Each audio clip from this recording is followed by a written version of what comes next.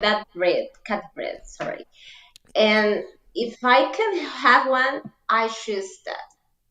Yeah, those are. This is really really beautiful. Let me see if I can bring it up on the screen here. Well, that's really small. Let's see if I can make it bigger. There. Oh wow. Nope.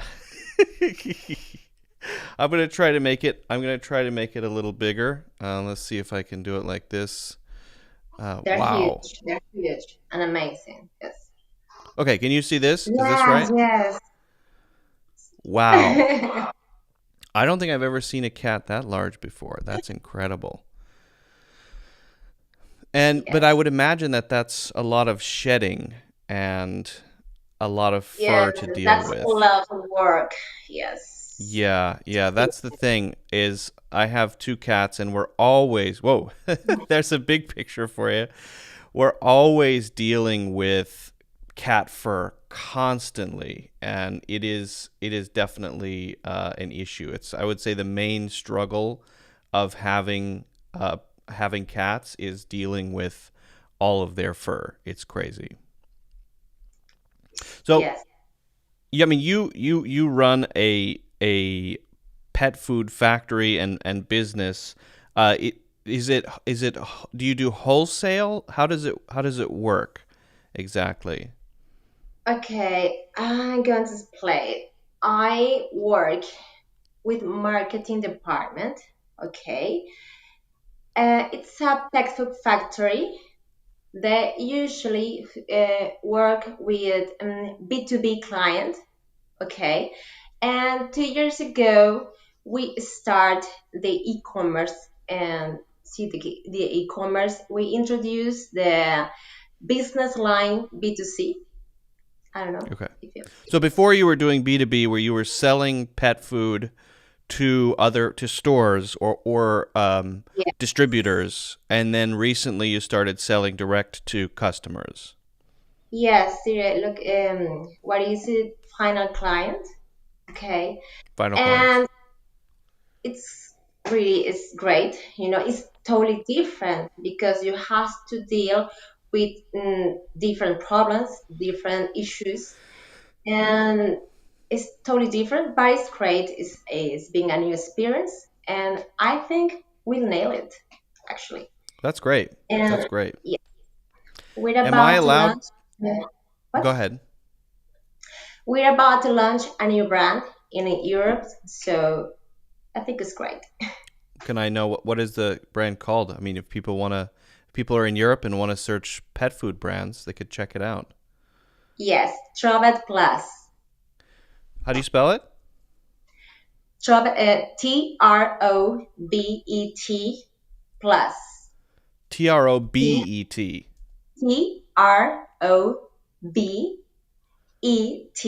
plus. plus. Okay, I'm searching it here. Okay. Well, maybe we could, if you want, we could put a link to the store in the description, and that would be then people who are in Europe can check it out. That'd be awesome. Thank Well, it's I'm glad we can talk. We've known each other for quite a while, but this is the first time we've actually had a chance to speak and do a class. So I'm excited about it. Um, we're going to talk a bit about presentations, and we're going to actually kind of build one together. And again, no pressure. Don't It'll be a gradual process, so it's not a big deal. Um, I think it's easy to get nervous about the idea of presentations because you're talking to other people about something that you've prepared, and that can be a scary experience. But I believe that if we look at presentations as more like it's just a way to organize your thoughts before you say them, then it's actually not such a big deal. Every time you communicate with people, every time you explain what you're thinking or a plan or an idea, you are giving a presentation. We just don't often call it that, right? So I'm curious, in your business, in your work, uh, how often do you have to do something like this, whether it's in English or Spanish? How often do you need to present ideas to groups of people or your teams or whatever? All the time, Yeah. because uh, like I said, we're working on new brands. So we all the time we need to create new ideas about the branding, about the marketing and campaigns, different ideas about how to to increase the engagement and to get to know the brand. Is different. Every country in Europe is different. So we have to looking for the right way to bring our brand in every country. That's the most difficult part.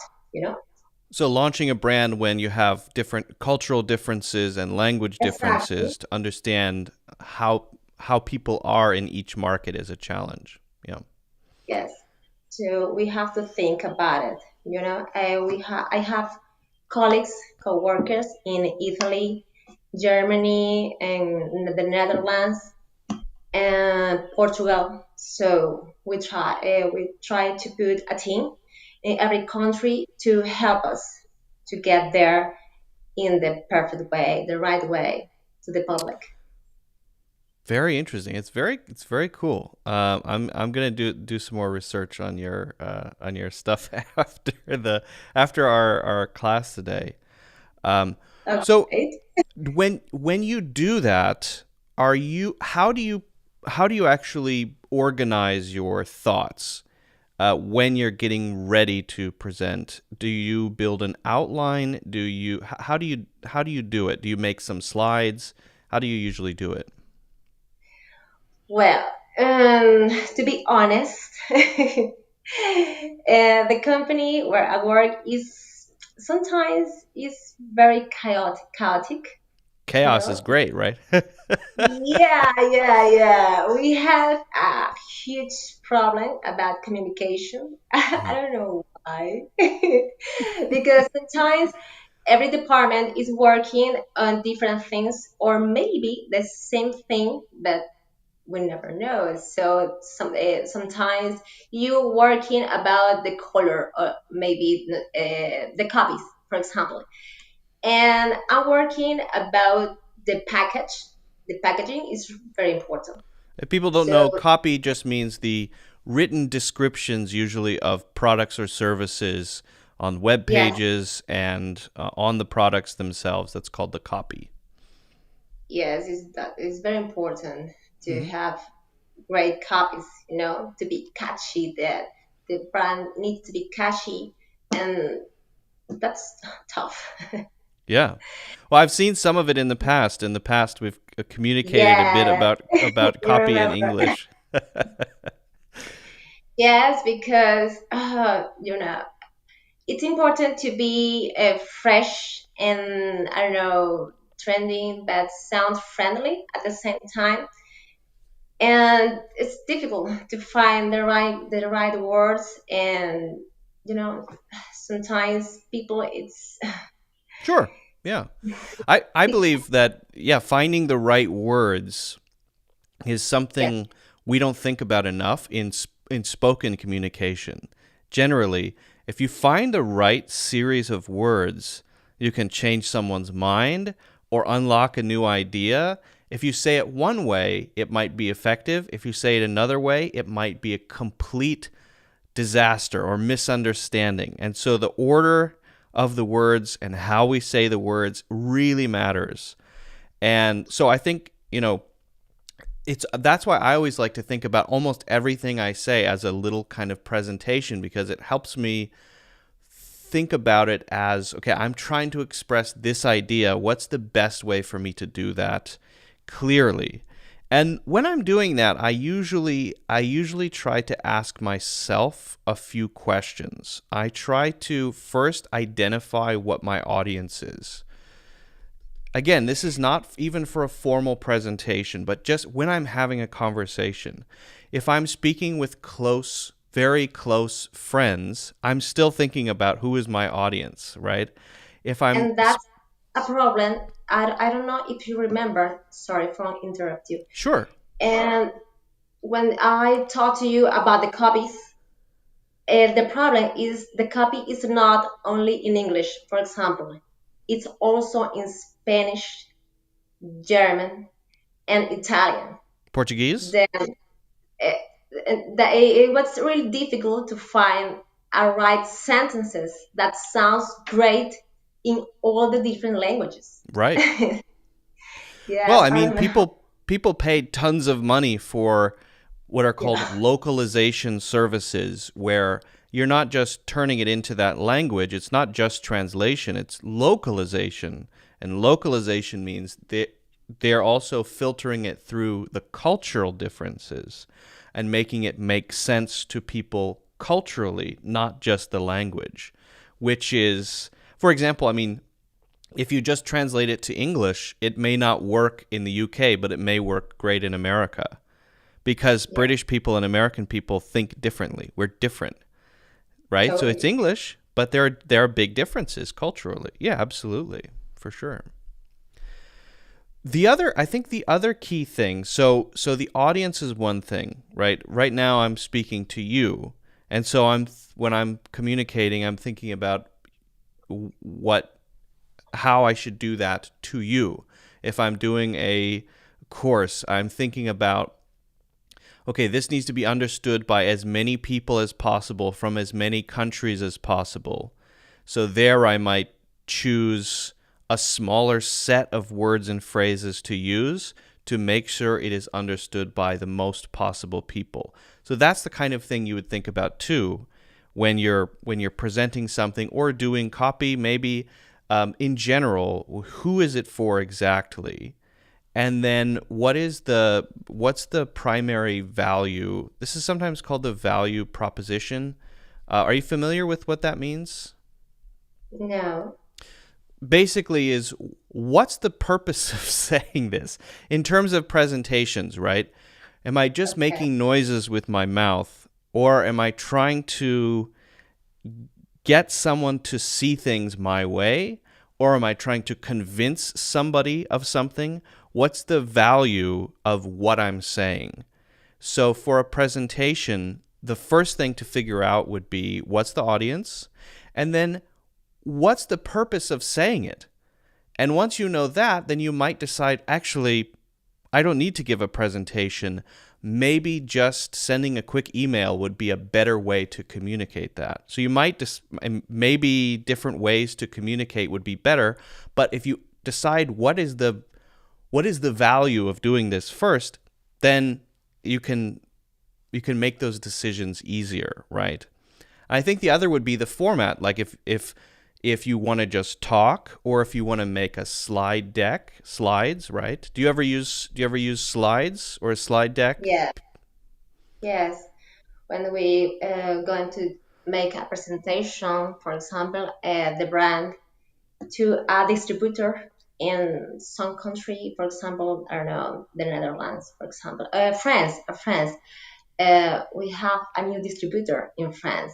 So I made a presentation about our brand, our products, the idea, or the company, the soul of our company, Hmm. because we have different brands, not just one. So it's selling our spirit, for I don't know, in a way to say it. How do you design slides when you're doing them? What do you use the slides for, or the slide deck for? And maybe PowerPoint, for example. Well, what I mean is, do you have a way of doing it? Do you have a certain, I mean, why do they exist, I guess, is another way to ask that question. What's the function of slides for you rather than just talking? Uh, Rather, our talking is communicate, for example, with numbers or dates or data, better data, for example, images. So images, it's better than talking or maybe an email. I need to present you, this is us through different photos, for example.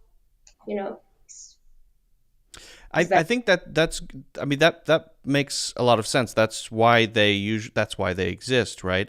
It's interesting. There are some companies like I believe Amazon, and they don't allow any slides because they have a specific cultural thing where they have to write essentially a story about why they're doing something or a proposal that they want to make.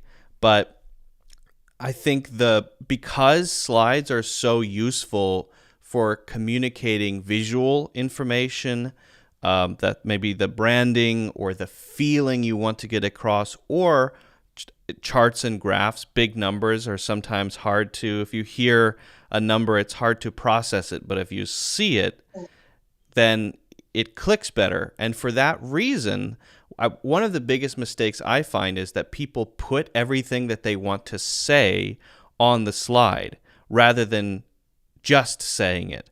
And that often causes, and this may not be for you, but just in general, that often causes the power of the slide to be lost. If the purpose of the slide is to communicate visual information, big numbers, then just put that on there. Keep them as simple as possible. Okay, this pie chart or this image, that's what I want to express. And don't put a bunch of words on it, because if you put a bunch of words on it, and especially if you put a bunch of words on it and read it, then it's no longer there for the visual, it's there for you to read from, which means is there's no reason to have the slides. So I don't know if you've experienced that before. Have you ever seen a deck with tons and tons of words? Yes, and at the end, it's getting bored. Exactly. It's extremely boring and nobody wants to see it, especially if with someone is just reading from the slides. That's usually a really big no-no. Um, I also wanted to mention just a couple more things before we do a little bit of practice here. Uh, the the hook. Are you familiar with this idea? Hook is like something your brand to, I don't know, to to attract clients. No, the Right at the hook. start. Yeah, exactly. It's Well, like, not just for anything. yes, something that you have only you, not other brands. No, something like that. I don't know. That would be an example of a hook. So if you have a unique thing, what is that unique thing that it's literally a hook that is supposed to grab them and make Yeah. them pay attention to what you're saying right at the start? But in general, yeah, Yeah. Or I was telling, or hook is fresh meat. fresh meat. So your it's not just regular dry pet food. It's got kibble that's made of fresh meat. Only fresh meat. Yes. Nice, nice. My cats would love that probably, but they only eat chicken. They don't like salmon or tuna or beef. They only eat chicken. They're very picky. No, Yeah, nice. and only certain types of chicken. Sometimes we'll give them very expensive fresh chicken, and they won't even look at it. They're so picky and spoiled. It's crazy. It's got to be a certain type of chicken. But so generally speaking, so that would be a great example. Generally speaking, a hook would be the initial. It's an initial thing. What is the initial first thing that grabs someone's attention? In the case of doing a presentation, if it's in front of close colleagues, maybe you don't have one because they have to be there. But if it's in front of people a lot of people and you don't know them well and you want to make sure you get their attention, the first thing you say, the first thing you make them think about, the first thing that's supposed to grab their attention and make them listen to you for the whole thing would be also a hook. It's that first thing. Sometimes we use a question. It's called a rhetorical question.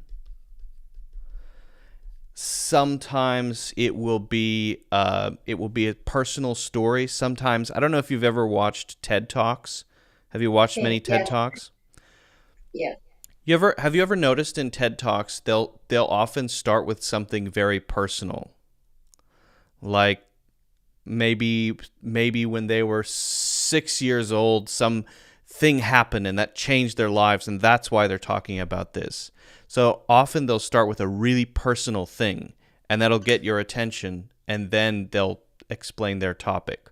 Or they'll start with a question that's you don't have to answer it. No one has to answer it, but it's just a question that will make you think. Oh yeah, yes, maybe, right? Often these questions are I don't know about what it would be for pet food, but have you ever have you ever noticed? Have you ever wondered? Have you ever wondered maybe why there's I don't know so much dry pet food on the shelves at yes, supermarkets? And then at least they're thinking about that question, some kind of question at the start to make them think, then go into your topic.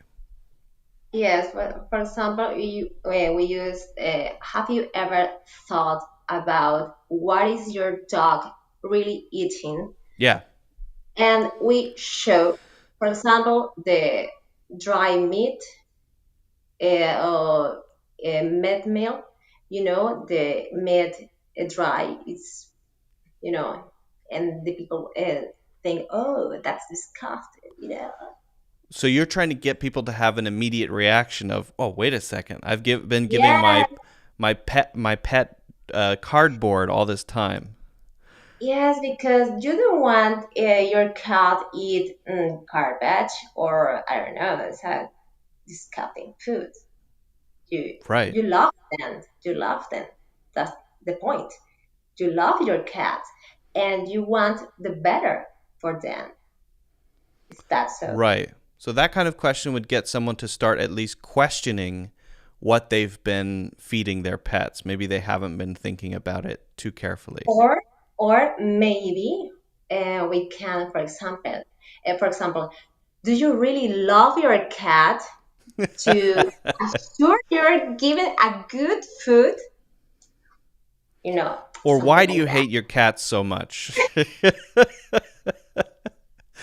Well, it Yeah, another one would be if depending on how many people you have there is to actually do a little survey. You could say let's say you're doing this for 10 people. How many of you uh, don't know all the ingredients of the food you're feeding your pets?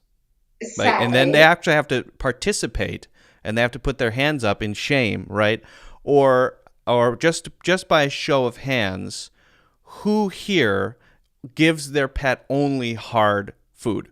And then someone has to put their hand up and say, why is that? Maybe you do a little Q&A and then start. At least people are now participating in your presentation.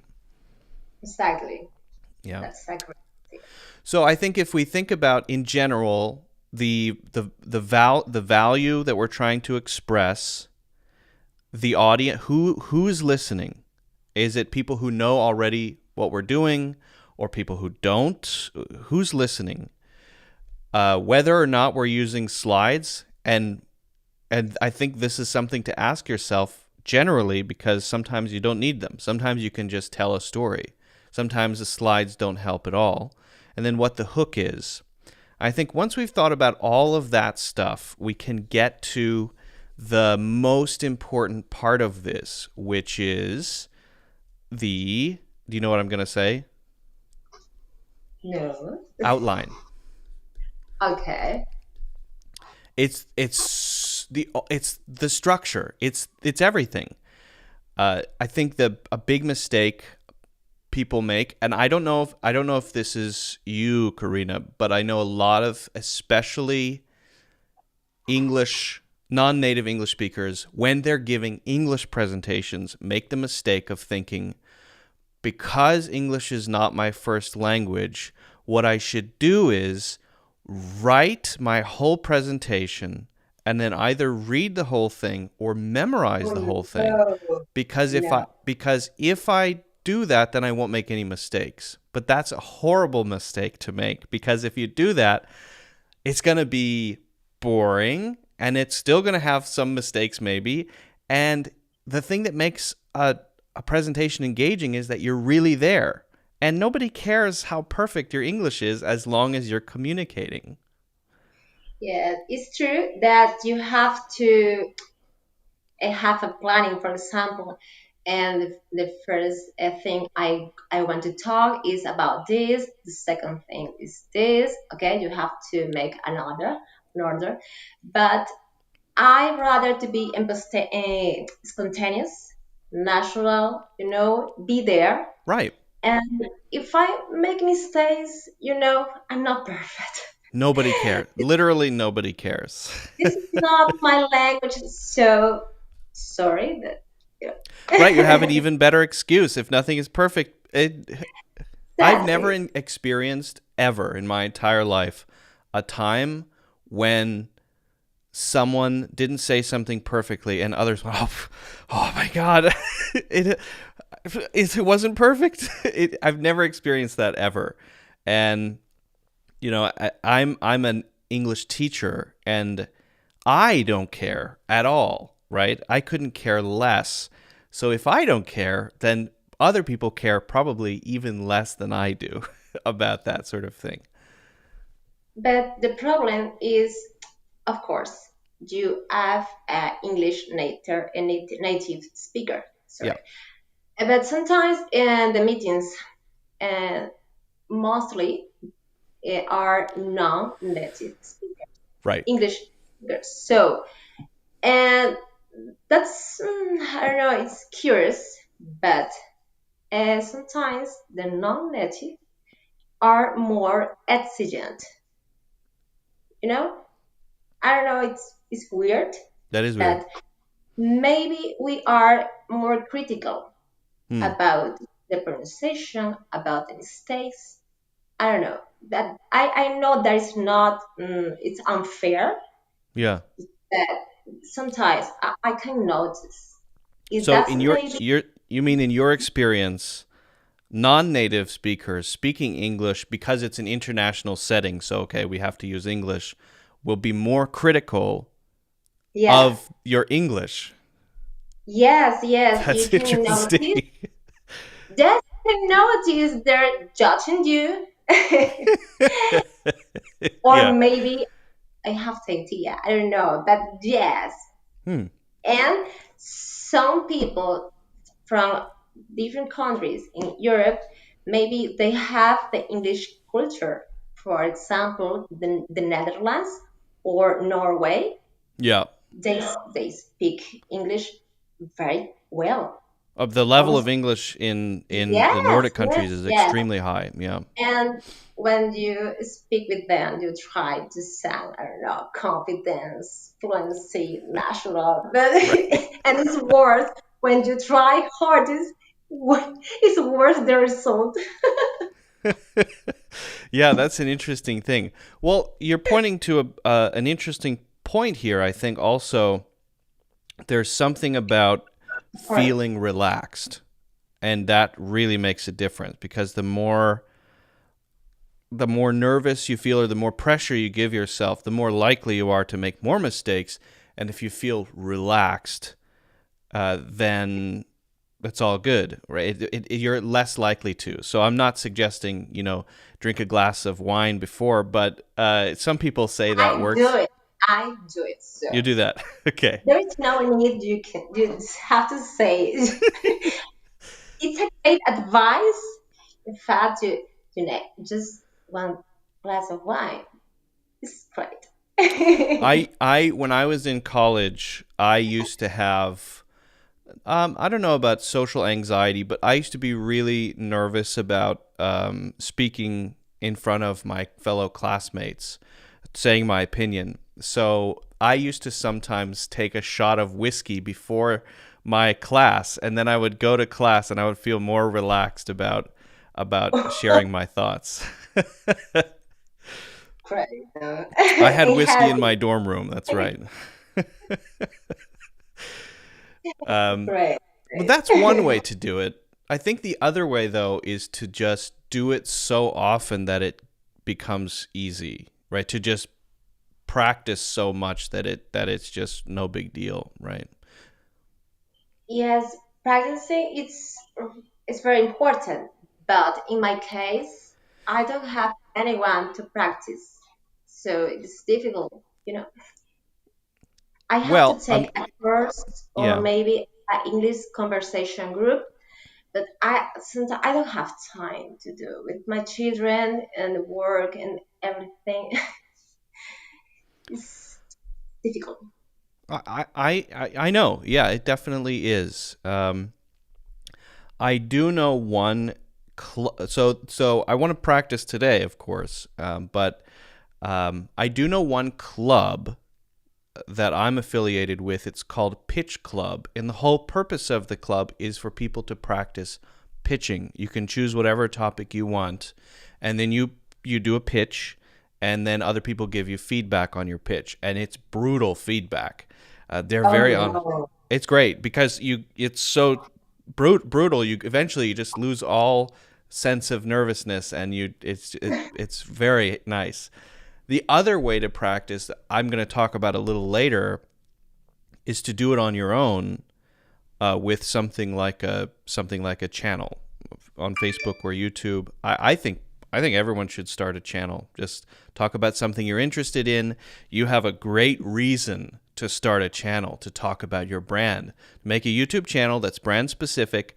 Talk about why your pet food is better and why other pet food sucks, and make that's each video is a little presentation.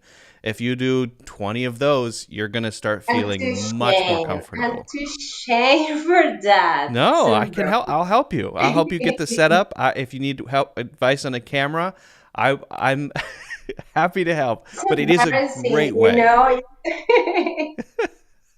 It's a great way to practice, to be honest. It's really great, and you can do it by yourself. I remember, I don't know, you told in one of your courses that we can recording ourselves speaking, but I don't know, it's weird Hmm. hearing myself, you know, listen to myself speak English. It's like, am I sound like that? Oh, The short answer is yes, you do. But it's just like anything. Um, when I first started making videos, I felt exactly the same way. But after a while, you just kind of get used to it. And once you pass through that sort of feeling of, ugh, do I sound like that? And fear, every single person has that because you're hearing yourself as other people hear you and you're not used to it because we're used to hearing ourselves with the filter of I'm yeah. me. And so hearing yourself the other way is weird, but you get used to it. And also putting videos out there, getting used to being on camera, it's such a great way to practice organizing your thoughts. So then when you give presentations, it's a lot easier. I find it's a lot easier. Whenever I have to speak in public, whenever I have to do presentations in front of people, it's just like making a video. So I always feel very relaxed. So it's good practice I don't for me. know if I can handle with Okay. that. All right. Well, it's You know, just an because idea. it's an amazing idea, of course, because it helps me to be more confident. It's like if I Yep. can do it with myself, I can do it with a public, for example. Okay. So maybe start with 2 glasses of wine. Yeah, Two glasses of wine, record a video, see how you feel about it. Or no, 2 glasses of wine, record a video, then one more glass of wine, watch the video, and then exactly. yeah, yeah, yeah. And you've got great And wine over there, so then I get depressed. Listen to me. Oh my God. okay. Uh, I would what I'd like to do is just do a little bit of practice if we could. Just do a very simplified version of this with a simple outline, and if you want to, a simple presentation. I'm not no pressure, of course.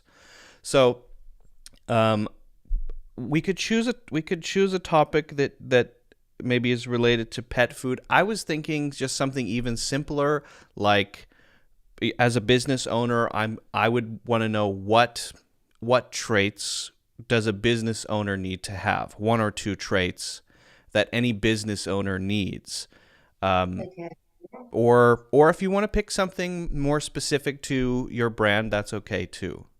What do you think would be a good topic? Maybe, yeah, and the trick Traits? Okay, okay. One, tricks. two traits. And three trees. Okay, three is a great number. Three and five are very good numbers. Two is not so good. Six is bad. It's got to be either three, five, or 10. So I think. So Okay. three traits for running a business. All right. Okay. Now, before we get into what the traits are, if your audience is, let's say you are asked to speak at a to give a little talk at a high school in Spain.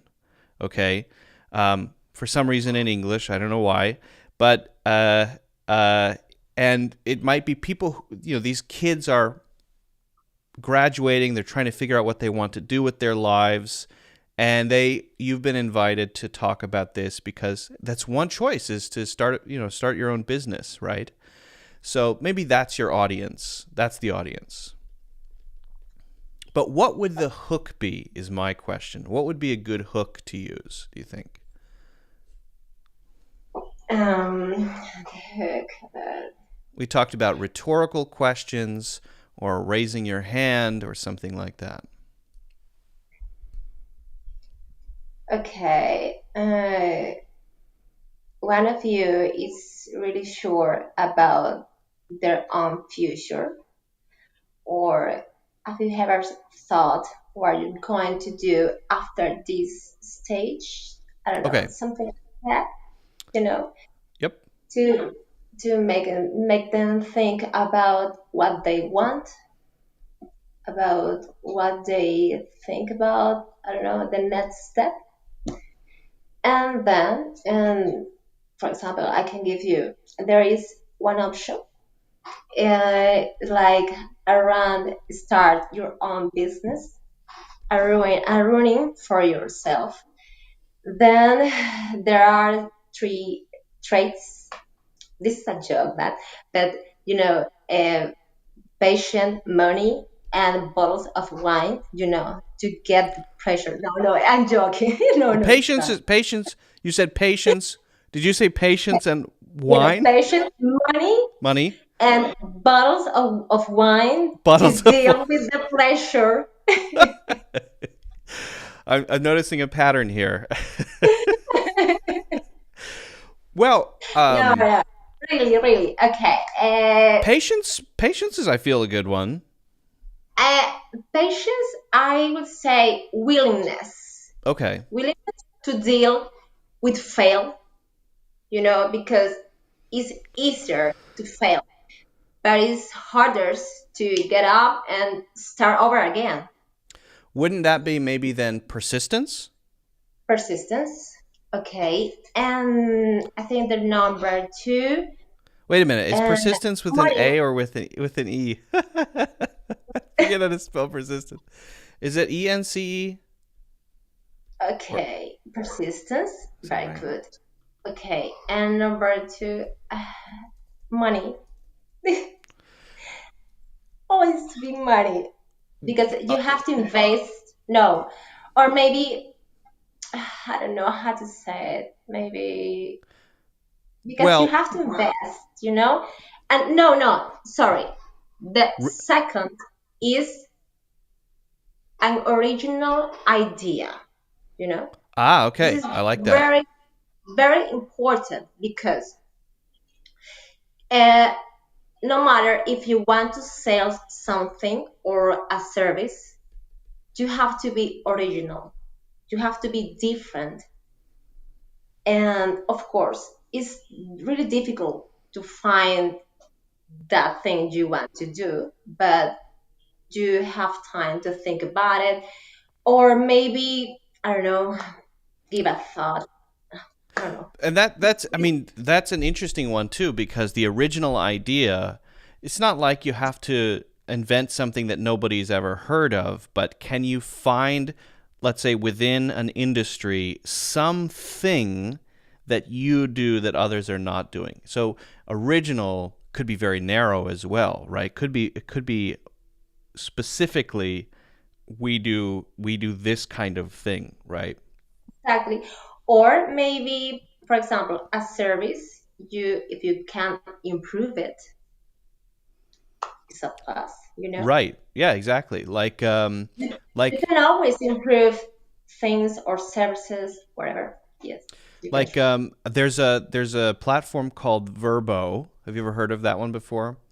And they saw Airbnb and said, what they're doing is great, but some of the Airbnbs are really terrible and some are great, and you don't know which one is which, and sometimes you're going to share a room with somebody you don't know. So we're going to make Airbnb, but it's only going to be the whole home, and it's only for vacations, and they're all really nice. So it's only for those people. So that's basically copying Airbnb, but doing it in a specific way. There is a business, I don't know, in the United States, there are. It's about exchange your house. For Hmm. example, I go to your house and you go to mine. Yeah? Oh, my house is very messy, as you can see.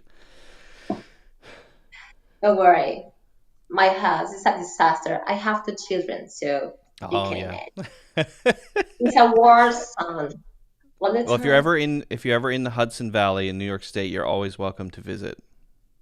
Thank you. If you, I don't know, decide someday to come to Spain, you can go to my home, and I hope you someday you decide to come to I Spain. plan to, actually. I am planning to go to Spain next year. There are lots of Americans living and studying in Spain. I don't know Oh, okay, why, never but mind. Which city are you in? and right now, Toledo. Hmm. I used to live in Madrid. Hmm. Toledo is really near, is 1 hour of distance. My Yes. my friend who's from the United States, he lived in Spain for a year, and he said he loves Toledo. He loved it. He didn't like Madrid because he said it was too dry for him. The air Yes, was too the dry. weather is really dry. Yes. Most of America who lives in Spain, they are in Barcelona. Hmm. Yes, Famously because very beautiful. I'd love to go there. yes, Yeah. I don't know. Like I say, there are lots of American, yes, working. I don't know, teaching English, Hmm. or I don't know, but they love Spain. Well, yeah, it's easy to understand because of the wine. Wine and parties. Friendly The weather people. is Yeah. really good. People is the best. Yep. You know. So I hear. So I hear. I think Americans are generally a little bit more, not maybe my impression is not quite as socially open. Kind of just this is I have my own little space and this is me. And my feeling is, at least from talking to other people I know from Spain and from hearing my friends' experiences, much more sort of socially Yeah. open and fun, kind of like a warm feeling. Yeah, you go out in the street and everybody say, "Hello, Right. hello, how are you?" It's That normal. is unimaginable in New York City. People, someone says hello to you, you think they're about to attack you, and so you run Stalker, away. psycho. uh, Yes, okay, I've so been in New York, and I remember like when I go to a restaurant, for example, and Hello, good morning. What's wrong with you? Why are you saying hello to me? Yeah. But it is different if you go to a small town in the United States or some parts of the United States like Texas. Uh, People are different. So people will wave at you and people will say, hi there. And I live kind of in the countryside now, and it's very different than New York City. People will wave and say hi and say hello. It's much more friendly. Nice. So what would we put for point C here? Okay, Persistence, point originality. C. Hmm? Resistance, originality, And I'm going to excellence, and change this to instead of traits, I'm going to change this to maybe keys or things because I don't think okay. an original idea is not necessarily a trait like patience or persistence, but it is a good one to mention. So, you mentioned something about money. Would that be something about risk, maybe? The willingness to take risk? Here, maybe investment. Yes, because you have always to invest, you know. And I think it's important for any business to have a web. I think that I point out the letter C, internet. Ah, okay. Maybe Internet how? presence, Yeah, online presence. Okay. online presence, because if you have a business, you don't have a website. It's like you don't exist. Yeah. You know, Yeah. Yeah. so it's really important. Online presence. Very, very good one. All right. So we've got three I think that are very good. We've got a hook. We've got an audience. So, shall we just give it a try? I mean, you've basically already done it. You've already given the point. So you just have to put it all together. Um, could you give a 3 to 5 minute presentation following these bullet points, just kind of talking freestyle, using your hook? Imagine you're talking to a group of students. You can talk to me. That's Um, fine, and I'll just listen. oh my, You need a glass really? of wine first. Why are you doing this to You don't me? have no pressure. You don't have to. If you want to skip it, it's totally fine. No problem. Okay, But you've already okay, got all the ideas here, so okay. Just give me. Can I have a glass of wine? No, no, no. I'm sure sorry. if you want. I don't have. I have. Yeah, I've got white wine at my house, and it's not great. So I'm not gonna. I'm gonna skip that. And it's morning, so that's another reason. That's here are almost 6 p.m. 6 So, p.m. Well, that's the perfect time. Yeah. but in Spain, I gotta say that always is a great time to a glass of Fair enough. wine. Yeah, fair enough. I actually have 2 cups of coffee. I'm drinking from both of them, and they're both different types of coffee. I'm curious, why 2 cups of coffee? Why 2 cups? That's a good question. So I made this one earlier. This is espresso, this is an americano, and then it was getting a little low, and so I knew I would be doing this for a while. So I thought I would at least make another one. But this one I used a coffee machine, so I used a different machine, so it's totally different. But I've been drinking kind of from both of them for some reason. I don't know why. Um, and then I've got this as a backup, but this is not coffee. I'm I always think drinking stuff. coffee. I'm always drinking some kind of beverages, tea or coffee or water or something. Yeah, but 2 cups is Yeah, like. I don't know. Okay, I'm going to make my presentation. So, oh my God, this is really embarrassing. But Don't no, it's fine. I have 2 cups of coffee. That's really embarrassing. Whenever you're ready. Again, no okay, pressure, no pressure. but you can Okay. do it. Hello, everyone. My name is Karina. I'm here to talk about your future. maybe you can think it's a silly thing right now because I'm just a teenager. But no, sir. I was a teenager just yesterday, and here I am talking to you. It's not my favorite thing, but here I am. Okay, let's start. And how do you see yourself, maybe in 5 years, working to someone else or maybe working to yourself? Okay, I think it's important to planning the future.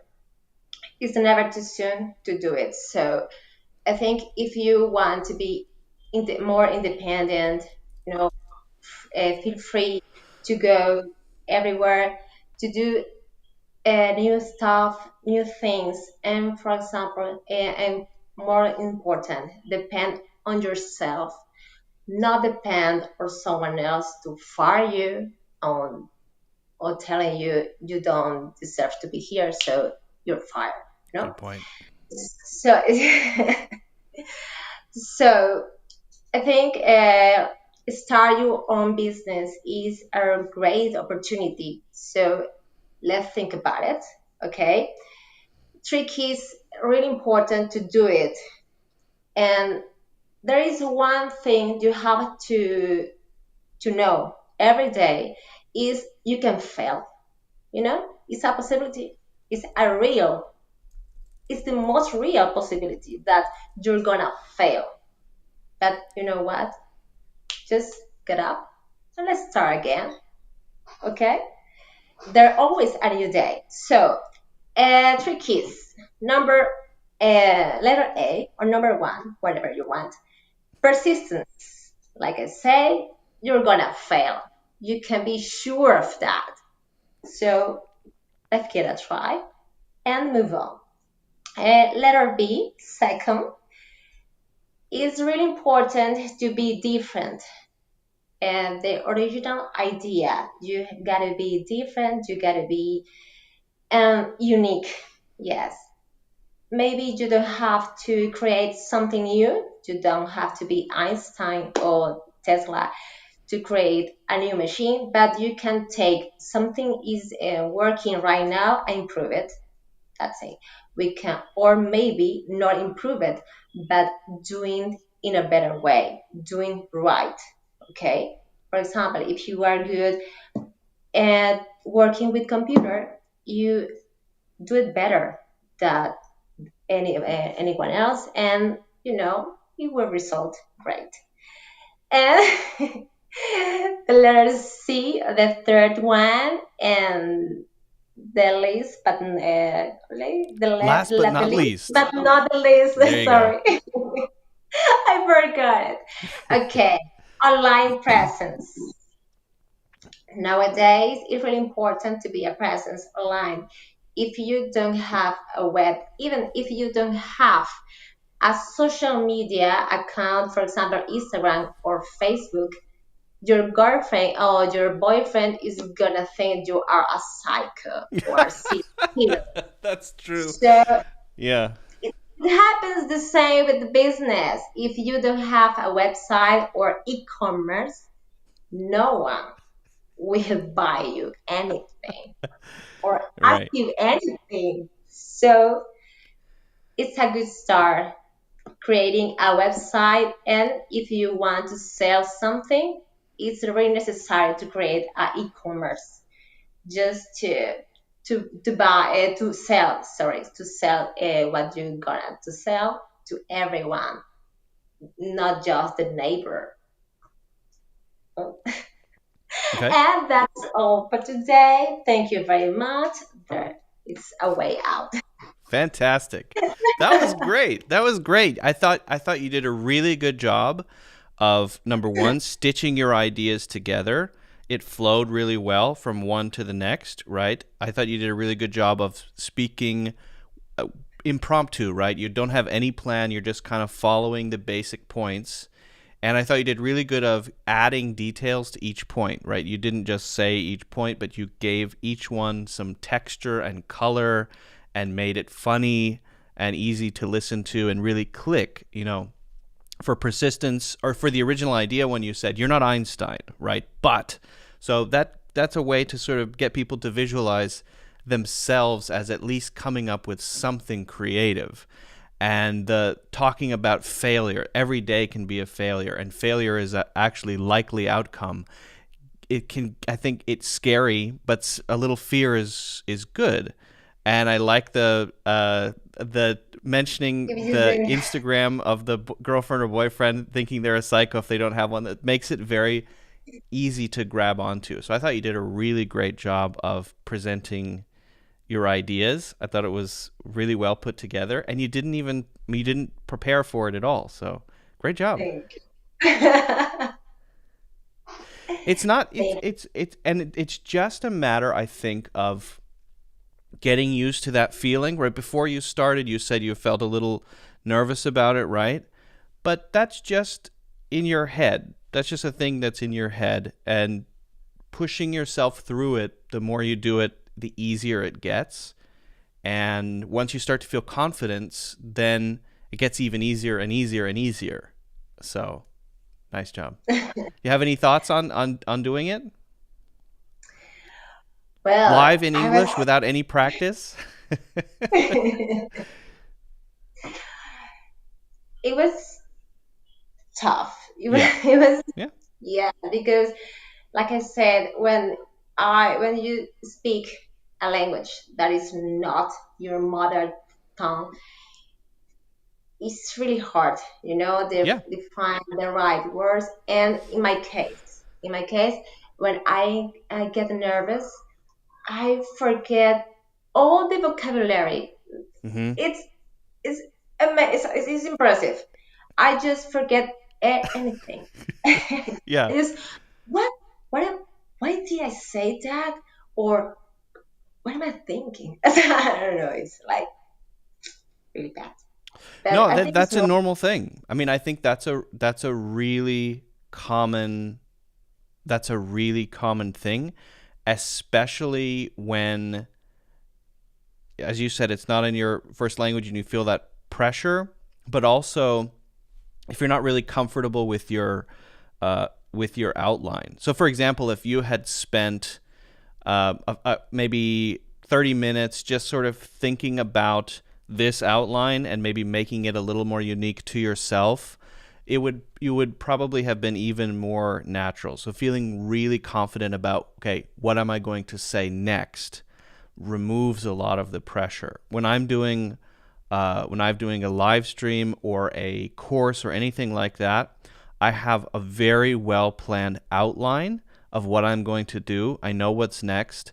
I know what I'm going to say next. I don't have any specific plan about my words, but just having that feeling of, okay, at least I know what I'm saying next, basically gives me a lot of confidence to say it. Then I just have to figure out, okay, how do I say that? But I know what I'm going to say, right? Yes, my problem. Another problem that I have is I speak really fast when I'm getting nervous. And mentally, I say to myself, slow, calm down, because I didn't think you spoke too very fast. I thought you spoke pretty thank slowly you. and I naturally. Yeah. don't know. I hear myself and oh my God, I'm speaking so quickly. I can't understand what I'm saying. Yeah, I think I'm sometimes guilty of the same. Uh, uh, but as you say, just telling yourself to slow down and take a breath. I didn't think that you spoke too quickly at all during your presentation. Thank you. And if you'd like to try it again sometime and you record yourself and you would like to send it to me, you're welcome to do that. I would be happy to give you additional feedback. Okay. But again, I think for what you were doing, just putting this together with me now in the moment, you did a fantastic job. So well done. Yeah. Um, well, do you have any questions about anything for me, Karina? Yes, and for example, with your students, what do you recommend them to, I don't know, to avoid this stress? I don't know, this disorder, mental disorder, while I'm talking to someone in English. It's sometimes I try, but it's impossible not to feel this stress, this passion Hmm. uh, on me. I don't know how to say the right words. Like I said, I forget all the time. I forget the words. I forget the verbs, the phrasal verbs, and sometimes I want to sound natural, and and the result is a failure, a total failure. Yeah. Because I thinking, I don't know, maybe when I'm going to say something like a slang, for example, or an idiom, and I think too much about that, and at the end, I just no. the the reason that you can't find it, well, I guess let me ask you this: what's the reason you can find any words at all when you feel nervous? I don't know. So It's I, well, it's probably because you've at least used them enough so that at least those are there. So imagine a sort of circle, and inside the circle are all of the things that you have access to. And when you feel nervous, the circle gets smaller. It's a smaller circle. So this, like, let's say if I can erase, oops, let me try to erase this. So let's say here is the circle of all of the things that you know in English, right? But when you feel, and these are all words and phrases inside, but when you feel nervous or stressed or like you're under pressure, uh, that circle suddenly gets a lot smaller. So maybe it's that big now, right? And maybe that's a feeling of stress and pressure that's caused by, right, the it's almost like you're switched into a kind of mode of thinking about too many things. And so it's almost like you're overloaded by too many things coming in, and so it causes all of this stuff to kind of feel like it goes away, which is very common, right?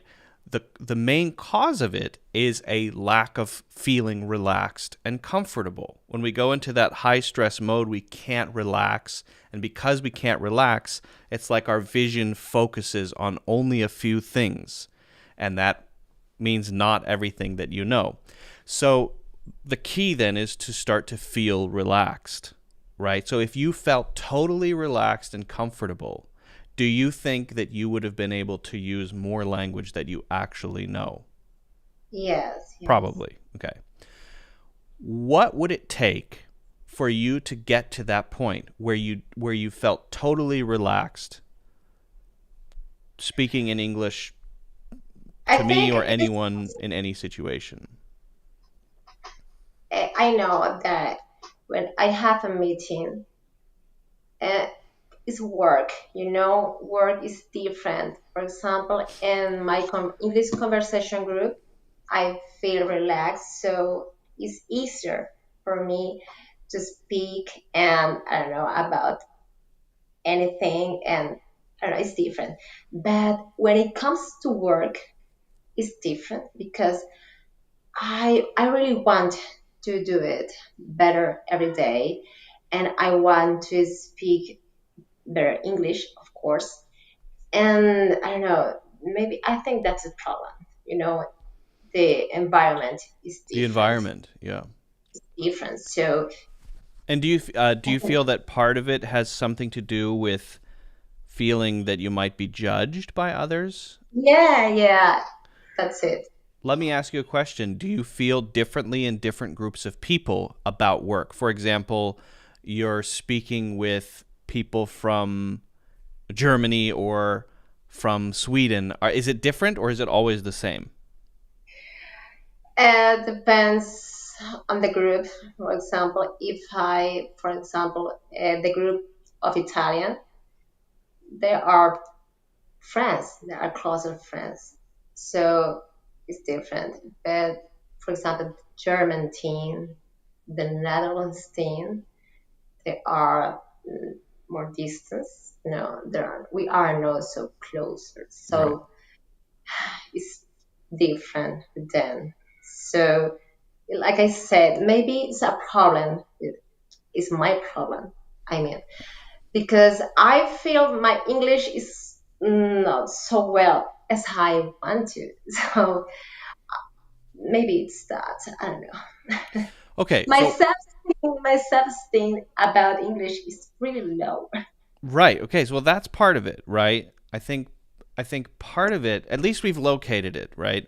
We've located it that whatever it is, it's inside of your head. Okay. So Yeah, yeah. that's where it lives at least. It's not outside. It's not actually anyone else. It's all you. Right? Okay. See, And they are my gods. we've also established that wine does have an influence on this equation as well. Right? Yes, I know. Right. Before a meeting, glass of wine. And I think that's a perfectly valid thing to do. So I guess the what I would recommend would be to uh, number one, start thinking about why it is you don't have as much self-esteem as you could about your English. Why do you feel that way about it?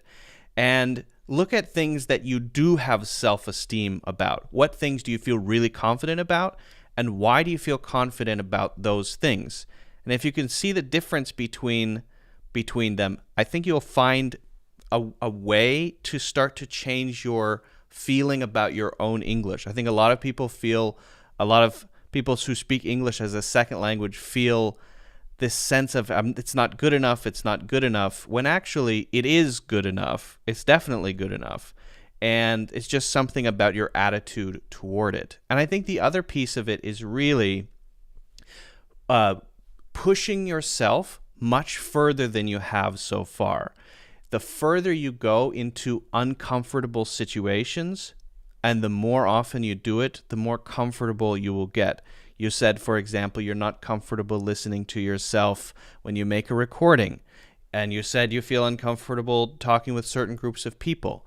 Make an effort to do more of those things. Lean Yeah. into those situations, and you'll start to gain a sense of, all right, I'm starting to feel a little more comfortable with this. And as you do, you'll start to notice that your horizon of what is scary keeps moving forward. And there will always be something that's really scary in front of you, but it will be different as you gain confidence, right? For me, there's something like if someone put me on a stage in front of 20,000 people and I had to give a speech, that would make me nervous, right?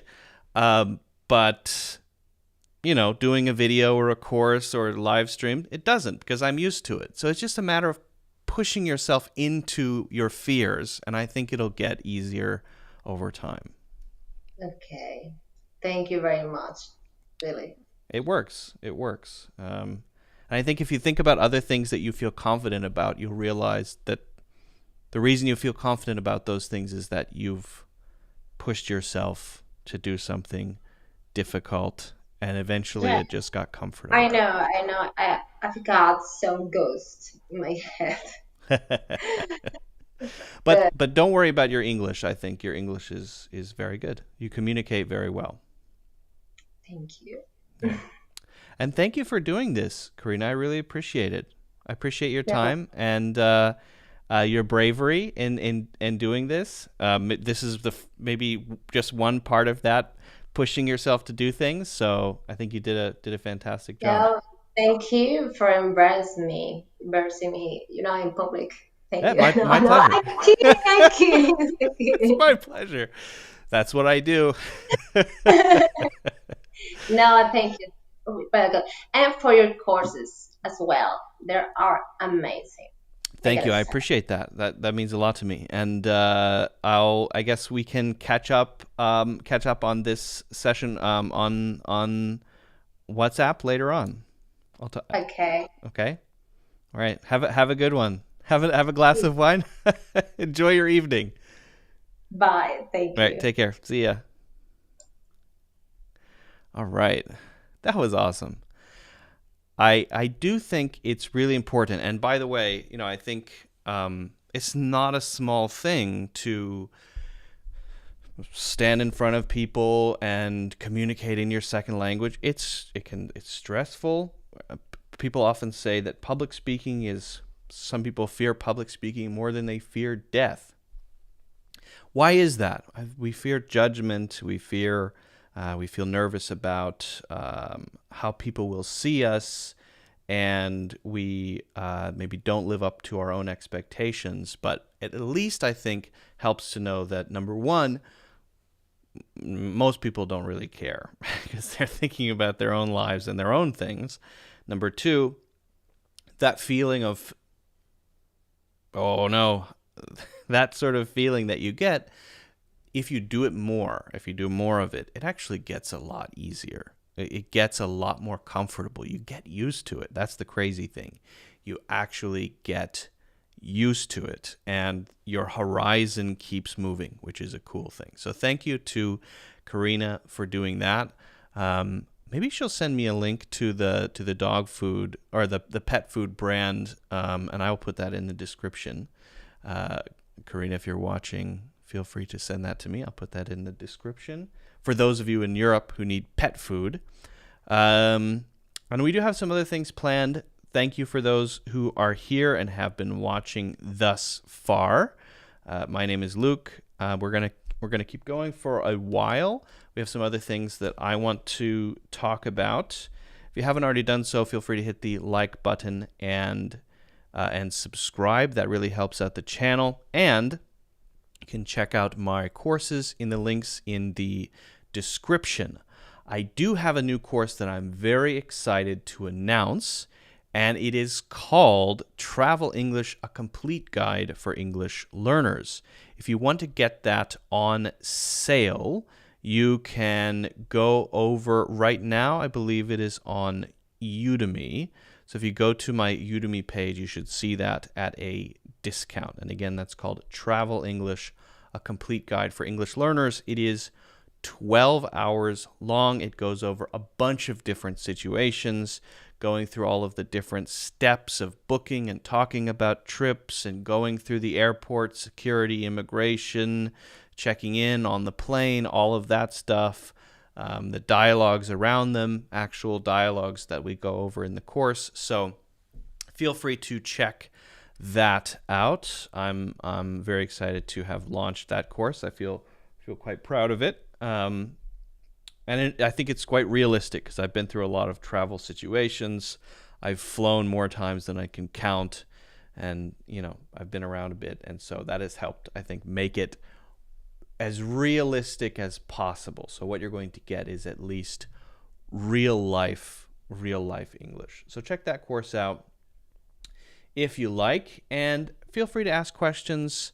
If you have questions about idioms, grammar, pronunciation, culture, whatever it may be, feel free to ask, and I will do my best to answer.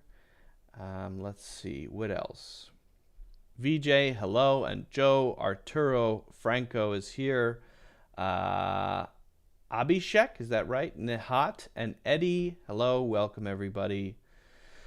There are quite a few things there. So if you have questions, just put those in again. If you've asked a question, it's a little too much to scroll through. I want to talk about a little bit about one of the topics that I mentioned earlier, right? I talked about starting a YouTube channel, and I really believe this. I think that people really should. So I want to talk about it. I want to talk about it a bit. I think everyone should have a YouTube channel. Yes, everybody. Why? Well, first of all, I think people have something to share. Everyone has something unique to share. If it's about cooking, your opinions about things, a news-related YouTube channel where you make videos talking about your opinion about the news, or you have something related to your business, or you know something that most people don't know. Maybe you make carvings, whatever it is about. Maybe you do photography and you want to talk about your photography, right? This is a great way to force yourself to, number one, think about how to tell others what you like, what you're interested about, what you're interested in, and what you know, right? And it also is a great way to improve your English presentation skills, right? Think about speaking with others. A lot of people say, how do I practice English? How can I do that? Well, you can practice English with others by attending meetups and making friends, right? Maybe having a language exchange partner, all great. But is there any way to do that by yourself? Well, that feeling of external pressure, nervousness, that's tough to get if you're just sitting alone in a room talking. But if you're recording a video, then you're getting a bit of that because you're putting it out there for the world to see. And in order to do that, you have to organize your ideas. You have to present them. You have to talk through what you think. And the exercise of doing that, of organizing your ideas, thinking about how to present them, actually presenting them on camera, and then publishing them for the world. People might leave comments. People might say, your hair is dumb or something like that, right? That gives you that sense of pressure of actually putting something out there as though you were in a real conversation or as though you were giving a presentation. I think especially useful for presentation skills. So I want to actually tell you how to do this. I want to give you some specific steps, okay? If you would like to make a video and post it on, for example, YouTube or any other platform, how do you do it if you've never done it before? How do you get started? Okay? So let's talk about how to do that. The first thing to do is to choose a topic. This can be something you know about, something you care about, something you're interested in. And anything can be interesting if it's presented in the right way. Okay? So choose something you genuinely know about or you genuinely think is interesting. Everybody has something to say. Once you've decided that, make a very simple outline. Do it on your phone, do it on a piece of paper. Keep it simple. I would strongly recommend that you do not use a script. Don't use a script because that makes your brain turn off. Then you're basically just reading. No. Instead, I want you to make a simple outline that has your basic points, the things you're going to talk about. Number 1, number 2, number 3. And then also have a little introduction. For example, today I'm going to talk about why you should make YouTube videos and why that's a great way to improve your English presentation skills. Okay, that's a simple introduction, right? So, simple introduction and a few bullet points with the key things you're going to talk about. How to maybe choose the style of birdhouse, which type of wood to use. I don't know anything about birdhouses, so that's about as far as it goes. But very simple. And then start recording yourself. And it doesn't have to be perfect. Don't worry about making it perfect. Worry about making sure it's clear and you've expressed what you want to express, and you'll get better at it over time. Now, I would recommend that you sit next to, if you don't have a big lighting setup, right? I'm not by a window because I have big lights around me. But if you don't have a good setup, if you don't have a nice camera, set your phone somewhere. In landscape, I would recommend, I guess vertical is okay, but I would recommend doing it this way rather than this way, right? Set it somewhere facing toward you, obviously, and sit beside a window so that you're well lit, so that it's not dark and creepy, right? If you don't have good lights, usually an open window lighting half of you at least is a good idea and can make it look pretty good. Okay, you've got the idea, you've got your outline, you've got your basic recording set up. Now, start recording. Have your outline written down in front of you and start recording. Now, avoid, if it's your first video that you've ever made, I want you to avoid doing a bunch of little recordings, because then you've given yourself an editing nightmare. That's fine if you really know what you're doing, but if you don't really know what you're doing, don't do it that way. Record the topic through your outline, using your outline all the way through, from the beginning, the introduction, all the way to the end, where you say your final thing. Thanks for watching, everybody. Feel free to like and subscribe and let me know what other topics you want me to talk about. Something like that, right? If you're not happy with how you did it, do it again, but keep the recording going, right? Make it all one big video, right? Do it once, maybe do it twice. Okay. Then do some simple editing. The better you've done your recording, the less editing you have to do. But if you have to do some simple editing, you can. There's a great app called Video Shop where you can simply do cuts and things like that to edit a video down. You have only one video to work with, so it's a lot easier, right? You can use iMovie. That's another one. Both of these are, I believe, free, and Video Shop is great. You can do it on your phone. It's very easy to use. Okay. So you've got your ideas down, you've practiced getting them out, right? You've put some pressure on yourself to do it, and you've done it. Now you've got a video, you cut it down, you edit it. That's great. Now post it. Actually put it out there. This is where that feeling of pressure comes from, the feeling that you get from doing a presentation in public. When you do a presentation, talking in front of others, you feel nervous. When you actually do it, you gain confidence. You gain skill. It gets easier and easier. Okay, how do you do that on your own? Post a video.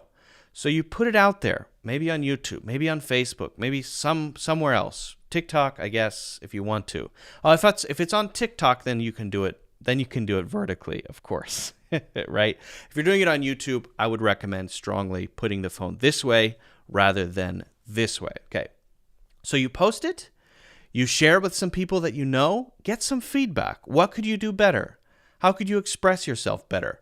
Be open to feedback and be honest with yourself.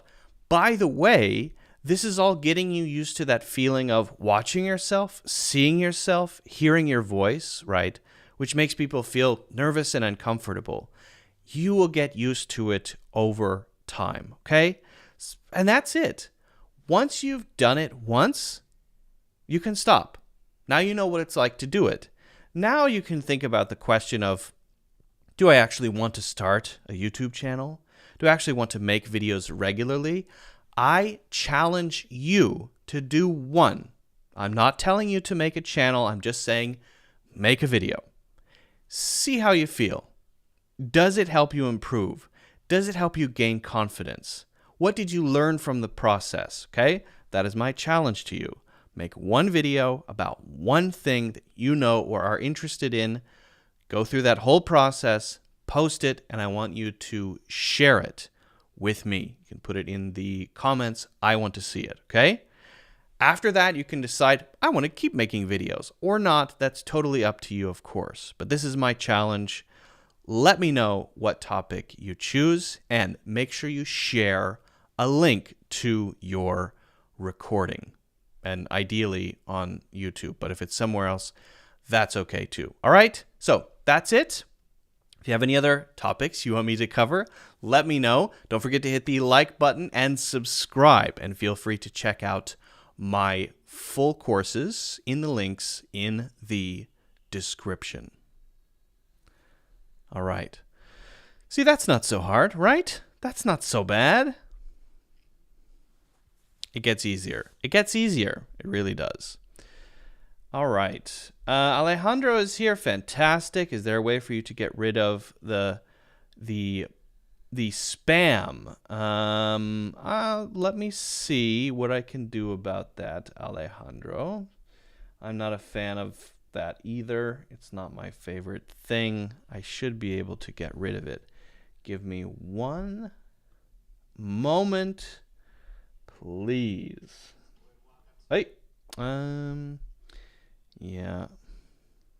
I think you can also. I think you can also do it. You can also report them. Um. But I can do it too. I'm doing it right now, and now it's done. And I can also remove, remove,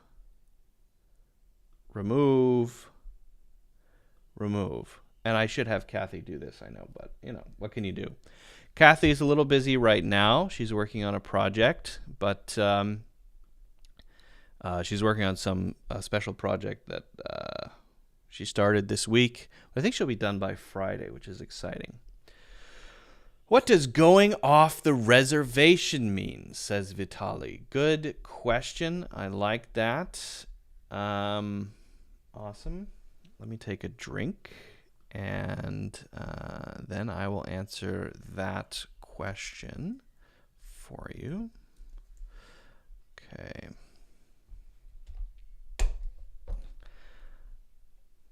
I've got a bunch of beverages here. This is a gamer beverage. Sorry for the ASMR, the drinking ASMR. Apologize. Many apologies.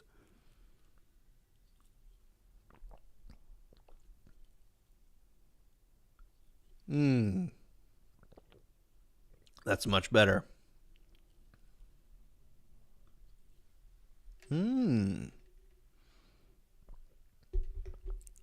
Okay.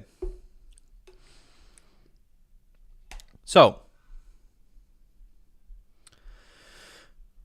Vitali says, "Hey Luke, what does going off the reservation mean?" So essentially, this just means breaking with tradition, breaking the norms, or going away from what people expect you to do, right? And someone might say, he went off the reservation and reached across the aisle. That would be a political thing, perhaps, right? Where you work with the other side to maybe accomplish some deal or get something done, right? The reservation comes from. Oh, hold on a second. We've got some more. Jeez. I mean, you'd think that YouTube would be good at dealing with spam by now. Why do they not know how to get rid of these? And why am I hearing myself? Seriously. It's kind of crazy. Okay. Hide user from channel. That should. We'll see if that works. Oh. All right. Well, if it happens again, we'll deal with it when it happens again. But that's frustrating.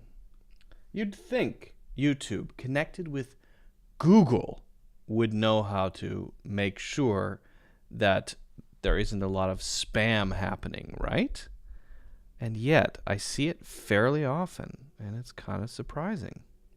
Anyway, so yeah, often people use it to mean some kind of betrayal. They feel like their group has been betrayed. He's gone off the reservation, as though you've gone outside what you're supposed to do. You've left your in-group to work with someone else who's not approved, or in a business setting, that might mean using a different channel, right? Working with the enemy, it could be. And there you might use it to give a sense of someone doing something kind of sneaky there, or dark, or a betrayal. That's how it's usually used. Now, it comes from the word reservation. When you hear that, is usually about Native Americans. So when settlers from Europe began to come to the New World, they started to push the Native Americans further and further west. And eventually that resulted in what we have today, which is reservations, which are special allocations in land. Most of them are in the Southwest, like Utah and Arizona, places like that. And Native Americans live there. Many Native Americans live there. They don't have to live there, but many of them live there, and there's some different rules for living there. Often, many of them have not great education systems, not very well supported, but it's usually related to Native Americans when you see that.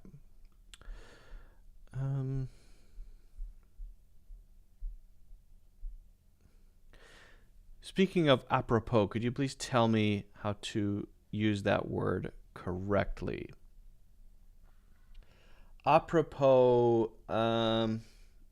it's not even an English word. I mean, it's used in English a lot, but it's not even an English word. It's got to be French, right? Apropos.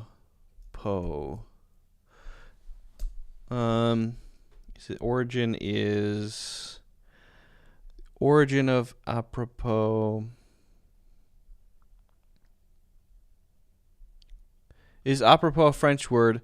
The loan word apropos comes from the French phrase apropos de, meaning with respect to. Yep. But usually, apropos is not used to mean with respect to about anything. It's usually used, the most common phrase is apropos of nothing.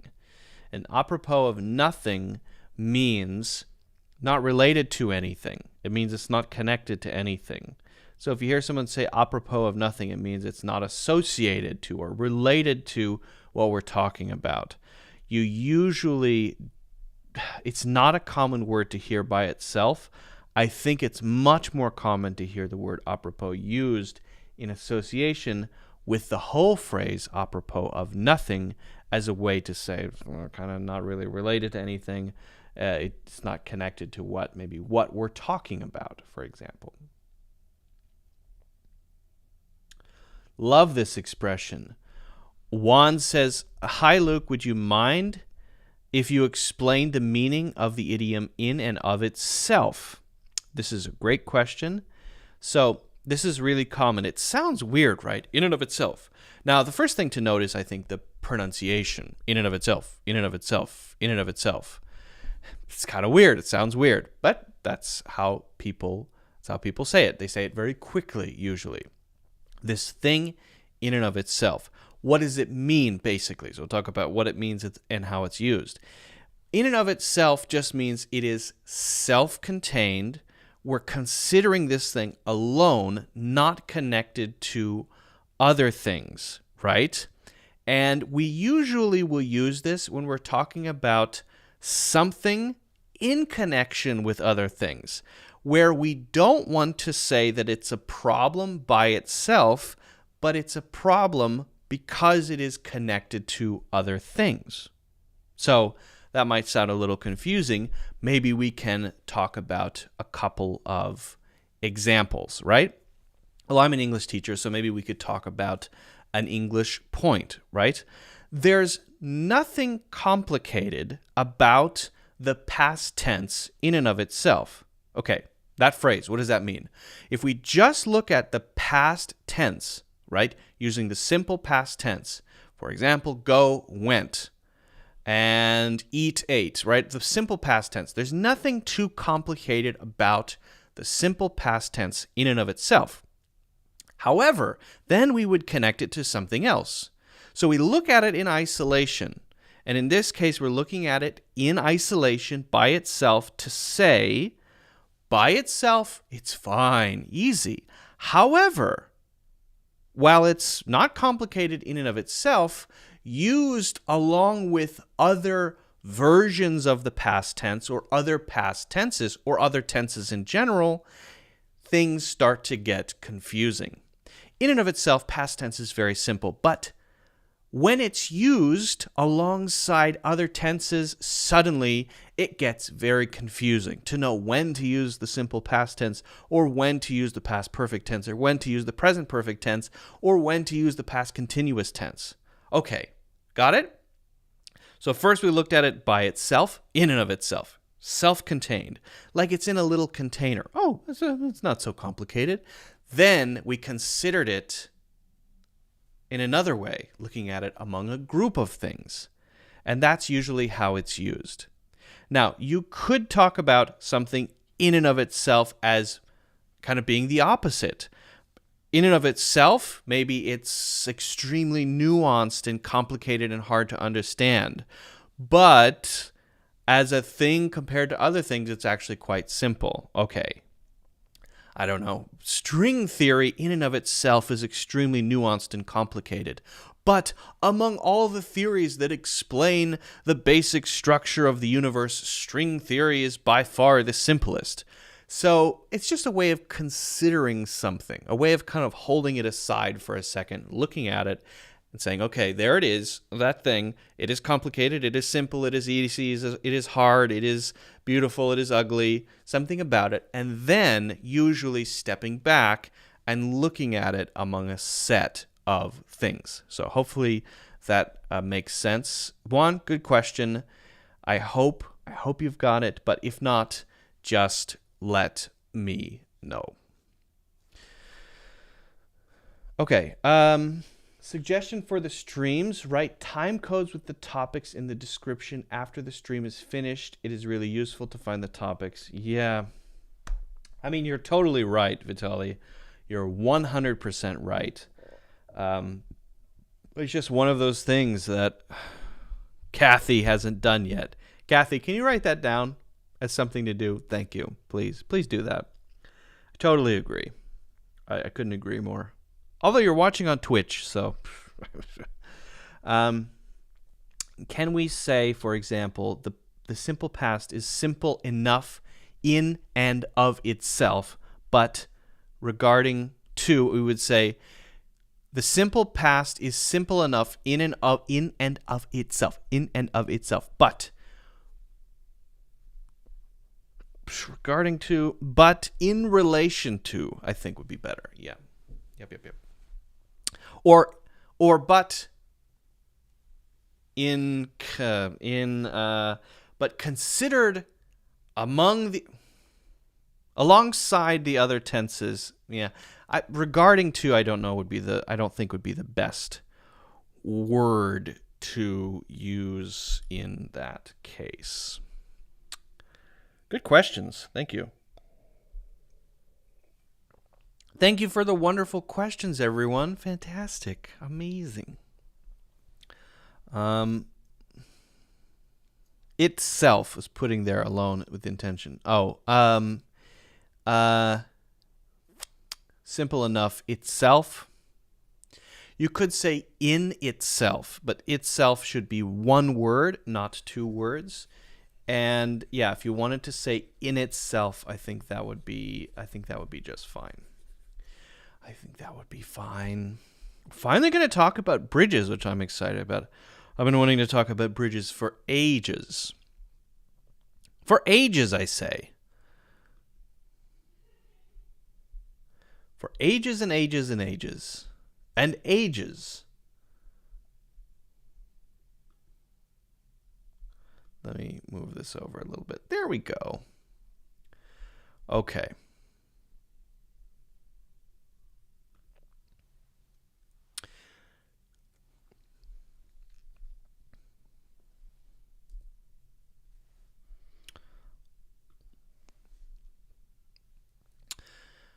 Bridges are used in a very interesting way to talk about relationships. So we're not talking about a physical bridge here, although using it this way in relation to relationships, we're referencing the idea of a bridge.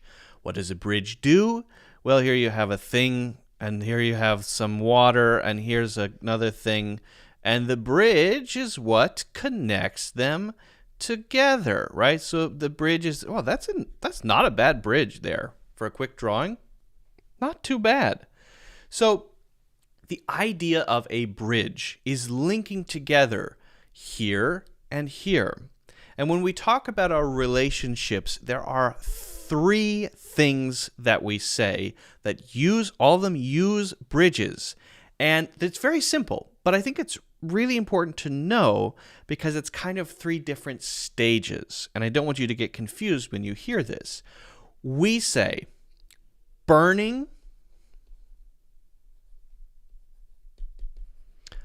burning, building,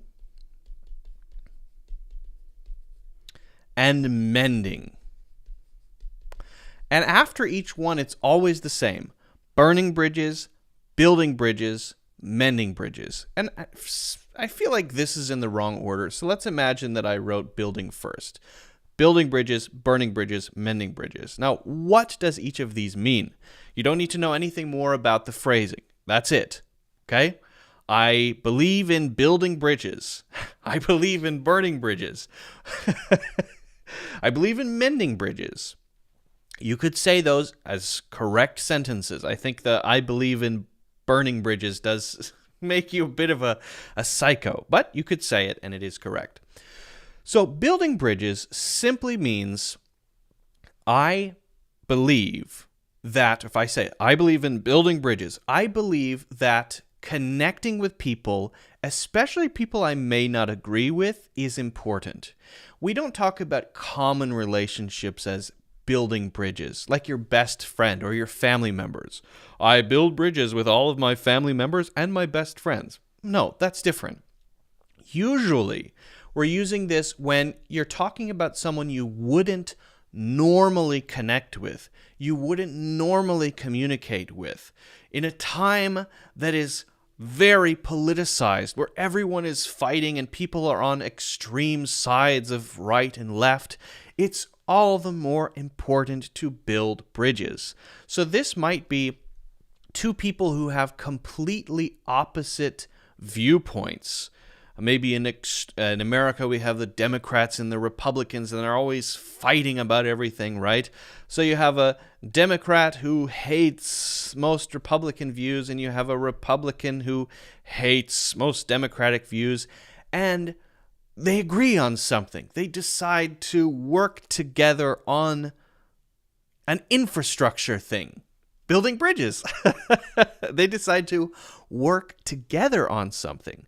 So they're building bridges there. So you see the difference between just a regular, hey, you're my buddy, or you're my friend or family member, and reaching out to someone to make a connection, to do something, to create a relationship when normally you wouldn't, okay?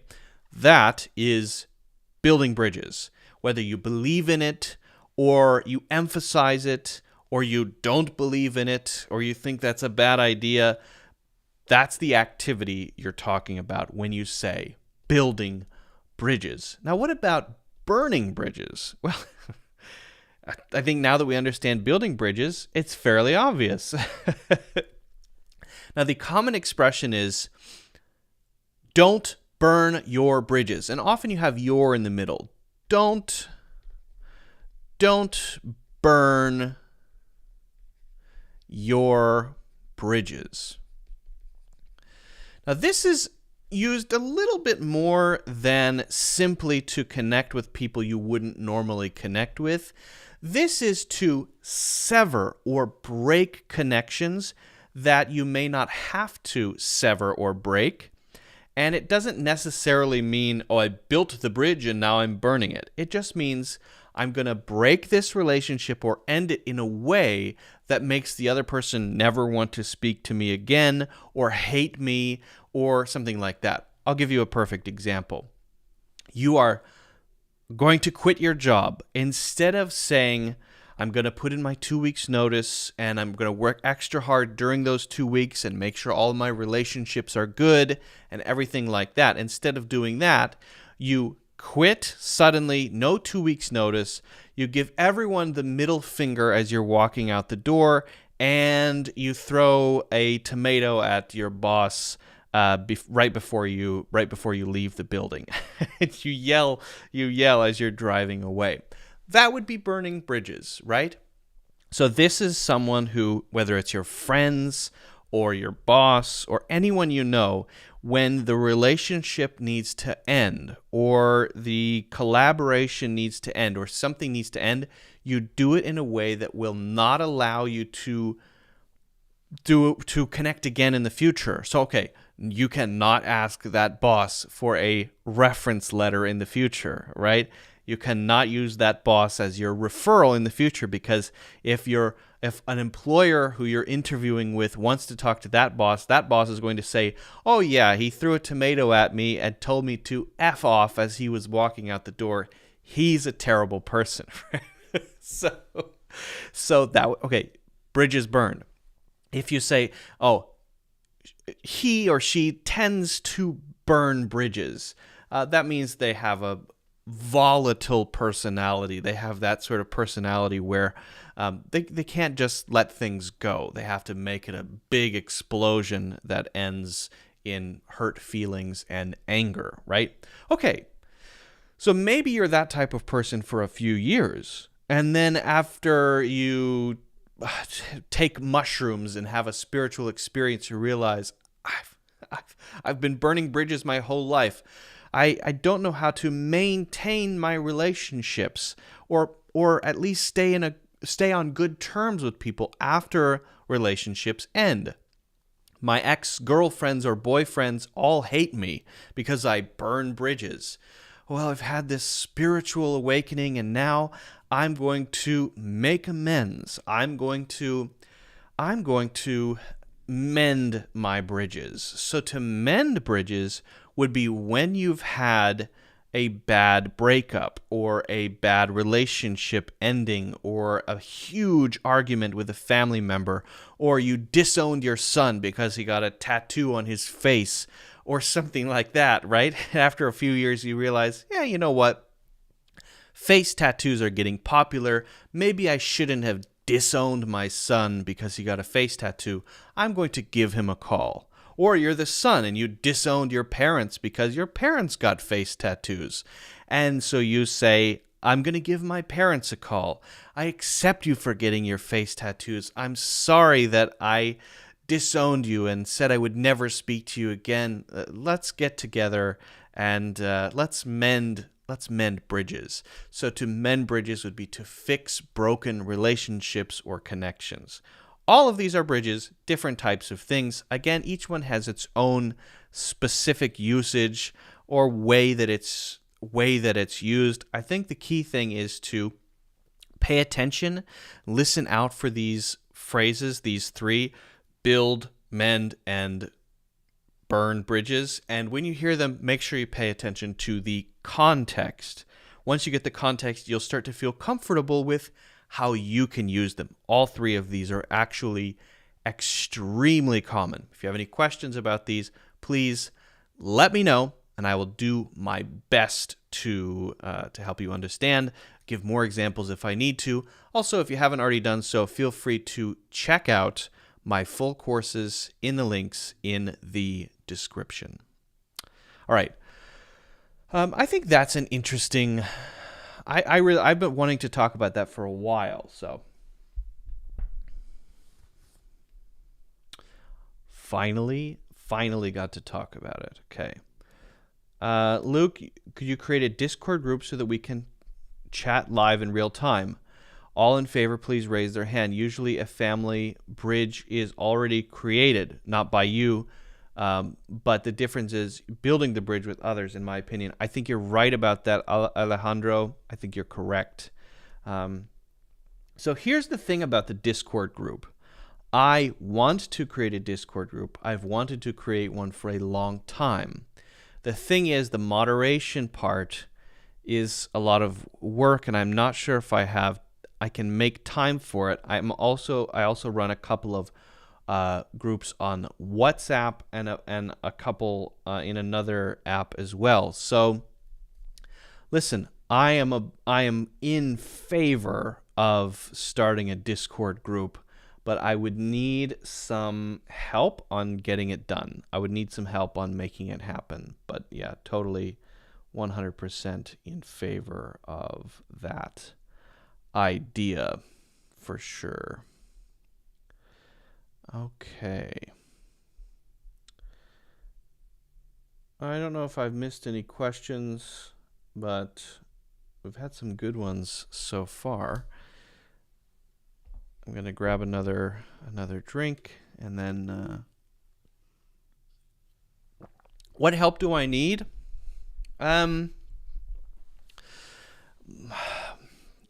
Moderation. Number one, I don't know if everyone is super comfortable with. I don't know if everyone is super comfortable with Discord. I like Discord, but I don't know if everyone likes Discord or will feel comfortable using it. So I don't know. What's up with my focus? My focus is not locked. Great. Great. Fantastic. Okay. Yeah, feel free to talk to me on WhatsApp. We can talk about it, I guess. What would be the key advantages of using Discord over another one like WhatsApp? In favor of something, what an interesting expression. Can we get more synonyms? Yeah, Bilal, in favor of something, pro something, for something. Yeah, in favor of, pro something, for something. You want something to happen. You like the idea of something. All of those would be some synonyms. I like that idea. I'm for that. I'm pro that. That's a good idea. We should do that. I'm in favor of that. Sounds a bit formal, but it's actually quite common. I use it a lot. Maybe too much. Who knows? Let's see if we can find. I do have another topic, but let's just take a quick break and pop over here to Reddit and take a look at some questions. Hello, I work for a law firm, and I have to speak with insurance companies. Usually these companies are cooperative, but sometimes they do not want to cooperate. When this happens, every time I call, they say the same, that something is pending or that they are waiting for a response from management. Sounds like an insurance company. This delays the claims and our clients get angry. Because of this, my boss told me that I had to be more aggressive or rude, but I'm not sure how to do it because I'm used to being polite and asking questions like, could you please, would you be able to? So you have ways to sound aggressive or rude. For example, how would you ask for a final decision on a claim that has been delayed for 5 weeks and every time you call, you're told the same? I love this question, and the reason I love it is because usually people are asking, how can I be more polite? And here we have someone asking, how can I be more rude? And I really do think that there should be more rudeness in the world. I believe in rudeness. Okay, so the simple answer, there's a simple answer, and then there are maybe some specific expressions, right? So if you say, could you please, and the question is about claim a final decision. Could you please send the final decision by Friday? Okay. Could you please is the thing that makes it sound more polite. Or would you be able to send the decision by Friday is a way to make it sound more polite. What happens if you just remove those phrases and you say, I need instead? I need the final decision by Friday. I need. So to be more direct, often what we're doing is removing the polite phrase, would you be able to? Would you mind? Could you please? We're taking out words like would, could, please, and instead we're using direct verbs. Direct verbs would be something like need, want, require, maybe request, although that's a little softer. So, I need the decision, the final decision by Friday. Okay, if you want to be even more direct, take out the I. Just use the verb, right? Now, you can't just use need, but you can use give. And there, that's called an imperative sentence. This is a sentence where you're requiring information. A command, right? Do this, go there, buy it, right? Stay home. Give me the decision by Friday. So if you start with a verb, it's going to come across as much more direct and will certainly sound to many people as rude, right? So, two main options there. Number one, not necessarily polite, but just a straight sentence. I need the decision by Friday. Okay, fine. Even further, start with the verb. Give me the decision by Friday. Then you can add things around it that make it even stronger, right? You can say, give me the decision by Friday, or, and then state a consequence. Give me the decision by Friday, or we will close this account. Give them some consequence. Give me the decision by Friday, or we're going to take legal action. I need the decision by Friday, or. So that or allows you to say what will happen if you don't. Now, you could also use if you want to say there's an if then here. And the if then is if you don't, and then something bad is going to happen, okay? If you don't send me this by Friday, we are going to close your account. If you don't send it to me by Friday, we will have to end our partnership, something like that. So there's an if then if you want to give a kind of ultimatum or put some pressure on them. That's going to be kind of scary. Oh, okay. And they'll probably send it. So that's what I would recommend if you want to make it super duper strong. I appreciate this question because no one ever asks me how to be more rude, and now I finally get to talk about it. So that is fantastic. Good luck trying to get this done if this is a real situation. And don't be afraid to use these phrases if you've been given permission by your boss to do it. Okay, so we have a few things below. The best way to be politely rude in English is just by being direct. Rather than couching a statement in softer language and avoiding directly speaking negatively, you state the problem and your wants simply. This decision should have been made 5 weeks ago. This kind of delay is unacceptable. We need a final answer by Friday. Yeah, we need. There you go. They agree with me. Exactly. You're just making simple statements, and that's not necessarily rude, but it is much more direct and can be very powerful. I need something. Everyone is using that one. I need. I like the no more excuses one too. This is good. So great question. I appreciate it. Hopefully that helps, and good luck getting this done as soon as possible, and be happy that you got permission to be rude from your boss. Okay, Reddit pronunciation you just spoke sounded too much German, bro. I sound German?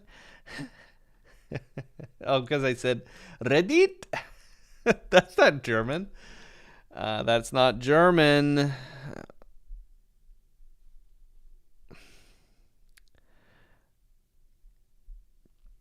IELTS task 1, could you check mine? No. Is this sentence correct grammatically? Is it grammatically correct to say, I did not plan this far? Yes, that is grammatically correct. If not, what's the error? I did not plan this far. Correct. No, German is different. The Germans have a back of the mouth tongue thing, where they go, right? That's where so that German R happens back in the back of the throat, not a tongue roll. There's a tongue trill, which goes right there. That happens in different languages, and I believe it's called a trill. And then there's a thing that happens, which is I believe it's called a glottal sound, and the glottal sounds happen at the back of the throat, and they're more like right. I think there's the one in French, and the German has one for the R sound, and is yeah. it's in different languages. Every language has its own unique sounds and phonemes, and I don't think I was doing that one, but yep. And the German, the sort of German accent of English is they. I don't think the th is there. It's always replaced by an s or a z. This and and the uh, w's are always replaced by v's, and I think v's are replaced by w. So, or no, maybe it's both v's. Maybe they're both pronounced as v's. I think so. Like Volkswagen would be Volkswagen. I think it's switched, right? Volkswagen. Is that how it's pronounced in German? I don't know. Someone can educate me on that. But yes, that would be good. I would like that. Uh, okay. Shower. It's a cool looking shower. Okay, I'm not sure what we're gonna see there. I'm gonna keep scrolling. I recently found out facilities could mean a toilet in America. So, what places could I use facilities to describe? That's right. Facilities um, could describe the bathroom. Where are the facilities? That's a sort of polite or roundabout way of saying, where's the bathroom? Where's the restroom?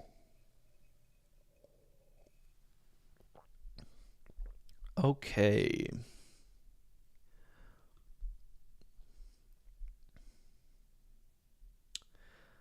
Um, might hold off on the phrasal verb until Friday. I think we might call it a day. It's about that time. Thank you, everybody, for joining. Thank you for watching. I appreciate it. Those of you who asked questions, thank you so much. Some really good questions. If I didn't answer your question, we'll be back on Friday, of course. Be back here on Friday.